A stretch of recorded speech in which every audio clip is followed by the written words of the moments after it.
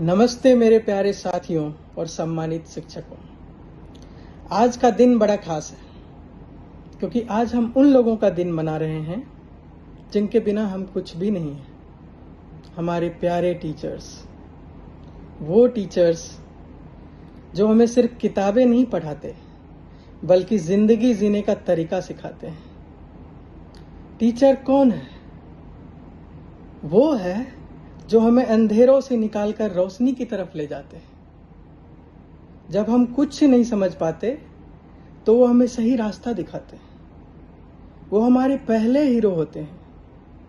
उन्होंने हमें ABCD से लेकर दुनिया के सबसे कठिन सवालों तक सब कुछ सिखाया है।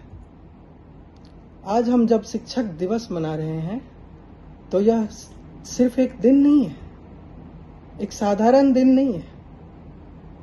यह उन सभी यादों का दिन है